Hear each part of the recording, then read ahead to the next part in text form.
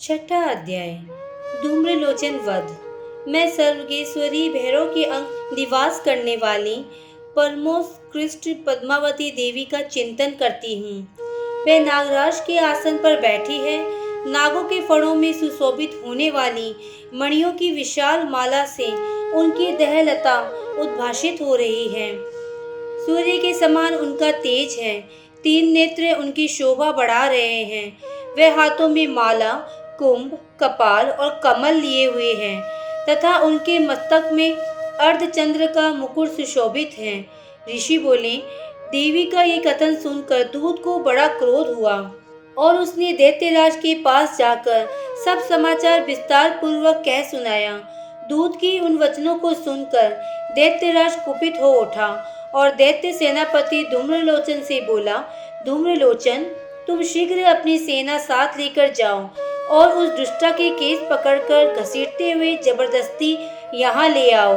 उनकी रक्षा करने के लिए यदि कोई दूसरा खड़ा हो तो वह देवता, यक्ष अथवा गंधर्व ही क्यों ना हो, उसे अवश्य मार डालना। ऋषि बोले, शुंभ के इस प्रकार आदेश देने पर ये धूम्रलोचन दैत्य 60,000 असुरों की सेना को साथ लेकर वहां से तुरंत चल दिया। वहां पहुंचकर उसने हिमालय पर रहने वाली देवी को देखा और ललकार के बोला, अरे तू शुंभ निशुंभ के पास चल। यदि इस समय प्रसन्नता पूर्वक मेरे स्वामी के समीप नहीं चलेगी तो मैं बलपूर्वक तेरे बाल पकड़कर घसीटते हुए तुझे ले चलूंगा।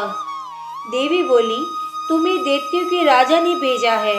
तुम स्वयं भी बलवान हो और तुम्हारे साथ विशाल सेना भी है। ऐसी दशा में यदि मुझे बलपूर्वक ले चलोगे तो मैं तुम्हारा क्या कर सकती हूँ। ऋषि बोले, देवी के यो कहने पर असुर धूम्रलोचन उनकी ओर दौड़ा। तब अंबिका ने शब्द का उच्चारण मात्र से उसको भस्म कर दिया। फिर तो क्रोध में भरी हुई दैत्यों की विशाल सेना और अंबिका ने एक दूसरे पर तीखे बाणों, शक्तियों तथा फर्शों की वर्षा आरंभ कर दी। इतने में ही देवी का वाहन सिंह क्रोध में भरकर भयंकर गर्जना करके गर्दन के बालों को हिलाता हुआ असुरों की सेना में कूद पड़ा। उसने कुछ दैत्यों को पंजों की मार से, कितनों को अपनी जबड़ों से और कितनों ही दैत्यों को पटकार ओठ के दाढ़ों से घायल करके मार डाला। उस सिंह ने अपने नखों से कितनों के पेट फाड़ डाले और थप्पड़ मारकर कितनों के सिर धड़ से अलग कर दिए। कितनों की भुजाएं और मस्तक काट डाले। अपनी गर्दन के बाल हिलाते हुए उसने दूसरे दैत्यों के पेट फाड़कर उनका रक्त चूस लिया। अत्यंत क्रोध से भरी हुई देवी के वाहन उस महाबली सिंह ने क्षण भर में ही असुरों की सेना का संहार कर डाला। शुंभ ने जब सुना कि देवी ने धूम्रलोचन असुर को मार डाला तो उसके सिंह ने सारी सेना का सफाया कर डाला। तब उस दैत्यराज को बड़ा क्रोध हुआ। उसके ओठ कांपने लगे। उसने चंड और मुंड नामक दो महादैत्यों को बुलाकर कहा, हे चंड और हे मुंड, तुम लोग बहुत बड़ी सेना लेकर वहां जाओ।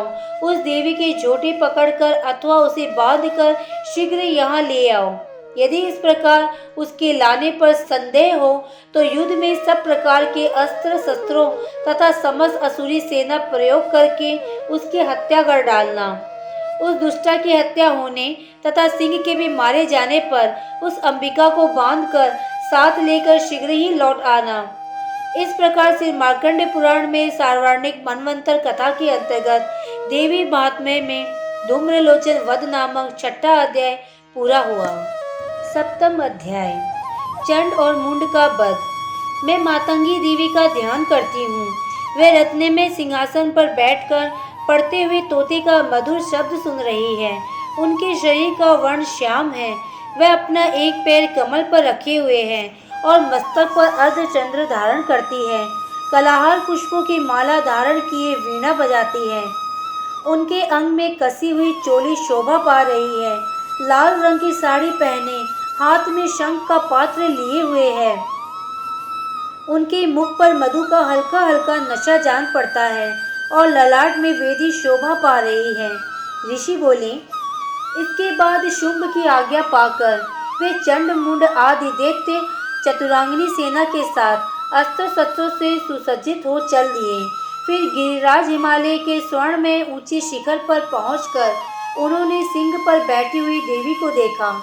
वह मंद मंद मुस्कुरा रही थी। उन्हें देखकर दैत्य लोग तत्परता से पकड़ने का उद्योग करने लगे। किसी ने धनुष तान लिया, किसी ने तलवार संभाली और कुछ लोग देवी के पास आकर खड़े हो गए।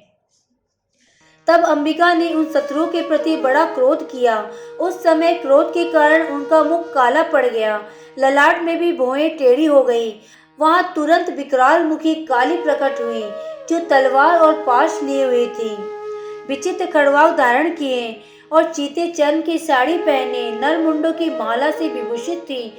उनके शरीर का मांस सूख गया था, केवल हड्डियों का ढांचा था, जिससे वे अत्यंत भयंकर जान पड़ती थी। उनका मुख बहुत विशाल था, जीभ लपलपाने के कारण वे और भी डरावनी प्रतीत होती थी।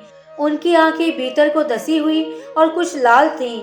वे अपनी भयंकर गर्जना से संपूर्ण दिशाओं को गूंज रही थी।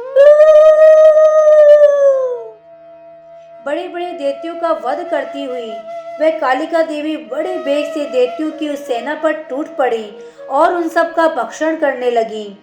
वे पार्श्व रक्षों, अंकुशधारी महाबली योद्धाओं और घंटा सहित कितने ही हाथियों को एक ही हाथ से पकड़कर मुंह में डाल लेती थी।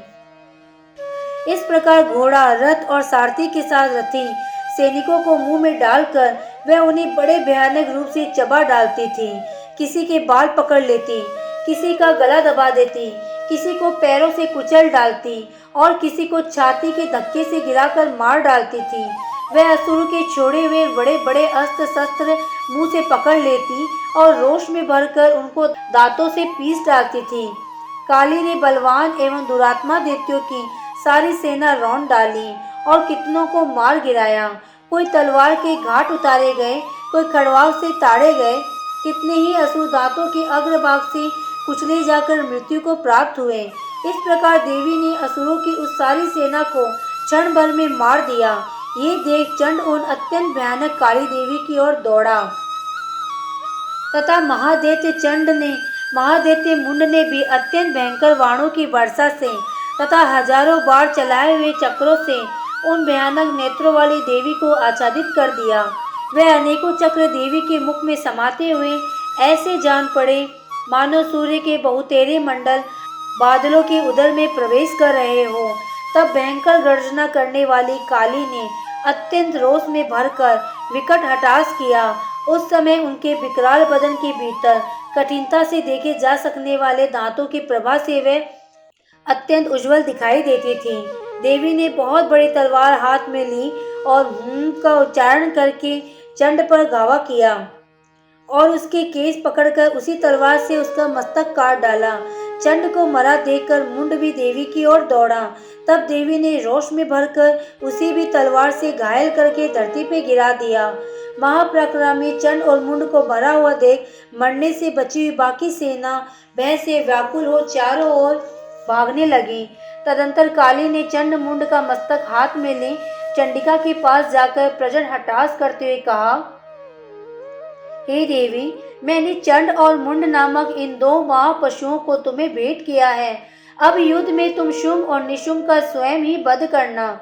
ऋषि बोले, वहां लाए हुए उन चंड मुंड नामक महादैत्यों को देखकर कल्याण में चंडी ने काली से मधुर वाणी से कहा, हे देवी, तुम चंड और मुंड को लेकर मेरे पास आई हो, इसलिए संसार में चामुंडा के नाम से तुम्हारी प्रसिद्धि होगी। इस प्रकार से मार्कंडेय पुराण में सार्वणिक मनवंतर कथा के अंतर्गत देवी महात्म्य में चंड मुंड वध नामक 7वां अध्याय पूरा हुआ।